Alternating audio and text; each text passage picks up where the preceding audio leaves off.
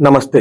జనవరి మంత్లో తులారాశి వారికి ఎలా ఉందో మనం చూసుకుందాం. తులారాశి చూస్తే ఫస్ట్ ఇన్ డీటెయిల్డ్గా లోనికి వెళ్లే ముందు ఫస్ట్ ఈ రాశిలో ఉన్న నక్షత్రాలు చూసుకుంటే చిత్త 3-4 పాదాలు, స్వాతి 1-2-3-4 పాదాలు, విశాఖ 1-2-3 పాదాలు అంతా మనకి తులారాశిలో ఉంటారు.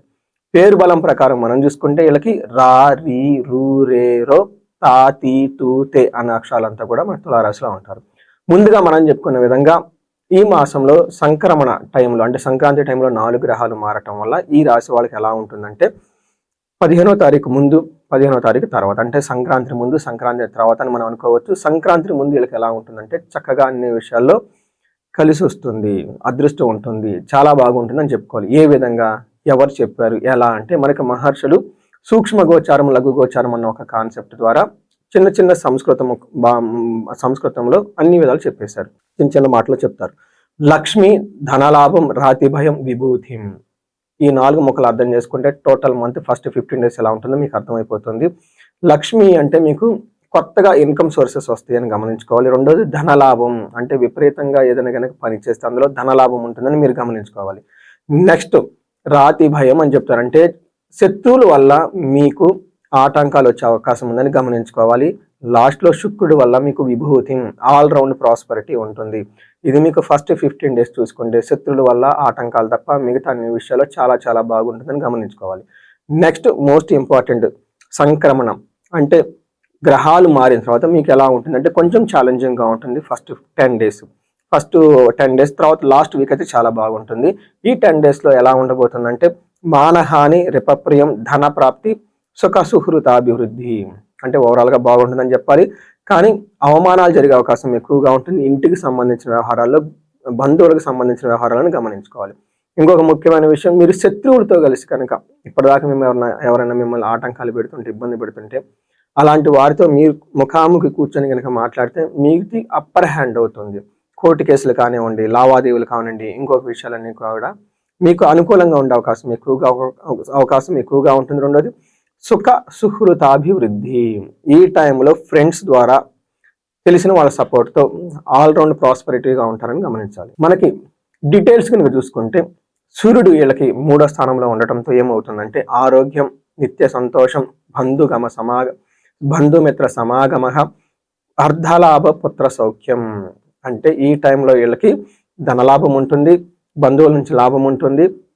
అందరితో పెద్ద మనుషులతో కలిసి కూర్చొని కావాల్సిన విధంగా మీ యొక్క థాట్ ప్రాసెస్ అంతా వాళ్ళకి ఎక్స్ప్లెయిన్ చేసి వాళ్ళ ద్వారా మంచి రిజల్ట్ వచ్చే అవకాశం ఎక్కువగా ఉంటుంది. నిత్యం సంతోషంగా ఉండే అవకాశం ఎక్కువగా ఉంటుంది. ఒక విషయంలో చాలా జాగ్రత్తగా ఉండాలి. ఫాదర్ యొక్క హెల్త్ విషయంలో జాగ్రత్తగా ఉంటే సరిపోతుంది, మిగతా అంతా బాగుంటుంది. అదేవిధంగా సూర్యుడు వీళ్ళకి 10వ స్థానంలో ఉండటంతో, 4వ ఇంట్లో ఉండటంతో 15th తర్వాత ఏమవుతుందంటే ప్రొఫెషనల్ మ్యాటర్స్లో చాలా యాక్టివ్గా ఉంటారు. ప్రమోషన్స్ వస్తుంది, బాస్తో అన్ని విషయాలు మాట్లాడతారు. అడిగిన పనులన్నీ చక్కగా మీకు ఫేవరల్గా వచ్చే అవకాశం ఎక్కువగా ఉంటుంది. ఈ టైంలో అప్రైజల్స్, హెచ్ఆర్ టీంని కానివ్వండి, ఇంకొక టీంని కానీ కలిసి మీ యొక్క అప్రైజల్ సిస్టమ్ వాళ్ళ ముందు పెడితే మీకు అనుకూలంగా వచ్చే అవకాశం చాలా ఎక్కువగా ఉంటుంది. నెక్స్ట్ 4th హౌస్లో సూర్యుడు ఉండటంతో గృహ ఛద్రం అంటే ఇంటి వ్యవహారాల్లో కొంచెం ఆటంకంగా ఉంటుంది. సౌఖ్య హాని, అప్పటిదాకా కంఫర్టబుల్గా లగ్జరీగా ఏదైనా వెహికల్ కానివ్వండి, ఇంటి కానీ ఏసీలు కానీ ఏమన్నా ఉంటే ఈ టైంలో అవి పని చేయక మీకు ఇబ్బంది పెట్టే అవకాశం ఎక్కువ ఉంటుంది. ప్రయాణాలు చేస్తే ప్రయాణాల్లో కొంచెం జాగ్రత్తలు అవసరం అని గమనించుకోవాలి.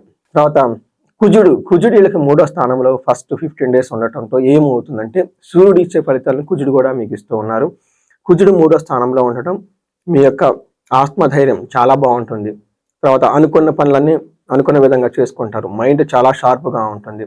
ఏ పని చేసినా కలిసి వచ్చే అవకాశం చాలా ఎక్కువగా ఉంటుంది. 3వ స్థానంలో కుజుడు ఉన్నంత వరకు మీకు ధన ప్రాప్తి ఉంటుంది. శత్రువుల పైన విజయం మీదే ఉంటుంది. ఏ పని చేసినా ప్రాఫిటబుల్గా ఉంటుంది.